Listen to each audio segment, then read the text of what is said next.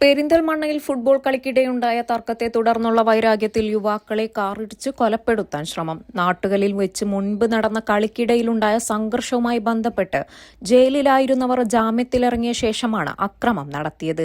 എതിർവിഭാഗം സഞ്ചരിച്ചിരുന്ന കാർ തടഞ്ഞു നിർത്തി വടിവാൾ വീശി വധിക്കാൻ ശ്രമിച്ചെങ്കിലും കാറിലുണ്ടായിരുന്നവർ ഡോറടച്ച് വേഗത്തിൽ വാഹനം ഓടിച്ചു പോയതിനാൽ ആ ശ്രമം പരാജയപ്പെട്ടു. ഇതോടെ അക്രമികൾ തങ്ങളുടെ കാർ ഉപയോഗിച്ച് യുവാക്കൾ സഞ്ചരിച്ച കാറിനെ ഇടിച്ചു തെറിപ്പിക്കുകയായിരുന്നു. അപകടത്തിൽ കാർ മറിഞ്ഞ് അതിലുണ്ടായിരുന്ന ഷമീർ, ഇർഫാൻ, സൽമാനുൽ ഫാരിസ് എന്നിവർക്ക് പരിക്കേറ്റു. ഇവരെ പെരിന്തൽമണ്ണയിലെ സ്വകാര്യ ആശുപത്രിയിൽ പ്രവേശിപ്പിച്ചു. സംഭവത്തിൽ കണ്ടാലറിയാവുന്ന 9 പേർക്കെതിരെ പെരിന്തൽമണ്ണ പോലീസ് കേസെടുത്തിട്ടുണ്ട്. അൽ സലാമ ഐ ഹോസ്പിറ്റൽ സേവനത്തിന്റെ 20ാം വർഷത്തിലേക്ക്